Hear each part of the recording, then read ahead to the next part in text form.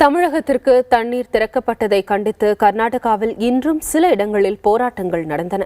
அங்கு இன்று நிலவிய சூழல் குறித்த விவரங்களை தருகிறார் செய்தியாளர் மோகன்ராஜ். உச்சநீதிமன்ற உத்தரவுப்படி காவிரியிலிருந்து தமிழகத்திற்கு தண்ணீர் திறக்கப்பட்டதை அடுத்து கர்நாடகத்தின் பல்வேறு பகுதிகளிலும் தொடர் போராட்டங்கள் மற்றும் ஆங்காங்கே வன்முறை சம்பவங்களும் அரங்கேறி வருகின்றன. இதன் ஒரு பகுதியாக கன்னட சலுவாளி கட்சியின் தலைவர் வாட்டாள் நாகராஜன் இன்று ரயில் மறியல் போராட்டத்திற்கு அழைப்பு விடுத்திருந்தார். இந்த நிலையில் வாட்டாள் நாகராஜன் தலைமையிலான பல்வேறு கன்னட அமைப்பினர் பெங்களூருவின் முக்கிய ரயில் நிலையமாக கருதப்படும் மெஜஸ்டிக் ரயில் நிலையத்தை முற்றுகையிட முயன்றனர். ஏற்கனவே 144 தடை உத்தரவு அமலில் உள்ள நிலையில் இந்த போராட்டத்தை ஒட்டி காவல்துறையினர் தீவிர கண்காணிப்பு பணியில் ஈடுபட்டனர்.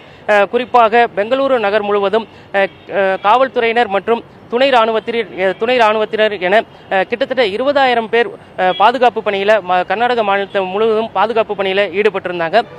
இந்த சூழ்நிலையில் ரயில் மறியல் போராட்டத்தில் ஈடுபட முயன்ற வாட்டாள் நாகராஜன் உள்ளிட்ட அனைவருமே கைது செய்யப்பட்டனர்.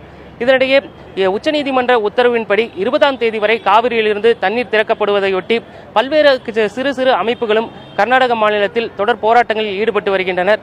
இதன் காரணமாக இயல்பு நிலை முழுமையாக திரும்புவதற்கு இன்னும் சில நாட்கள் ஆகும் என தெரிகிறது. இந்த சூழ்நிலையில் கர்நாடக மாநிலத்தில் நடைபெற்ற வன்முறைக்கும் கண்டனம் தெரிவித்து நாளைய தினம் தமிழகத்தில் முழு அடைப்பு போராட்டம் நடைபெற உள்ளது. இதன் காரணமாக கர்நாடக மாநிலத்திலிருந்து தமிழகத்திற்கு வரும் வாகனங்கள் அனைத்துமே முழுமையான சோதனைக்கு பின்னரே ஒரு சில வாகனங்கள் மட்டும் அனுமதிக்கப்படுகின்றன. பெரும்பாலான வாகனங்கள் தமிழக எல்லைக்குள் நுழைவதற்கு கர்நாடக காவல்துறையினர் தடை விதித்த வண்ணம் உள்ளனர். புதிய தலைமுறைக்காக ஒளிப்பதிவாளர் சதீஷுடன் எஸ். மோகன்ராஜ்.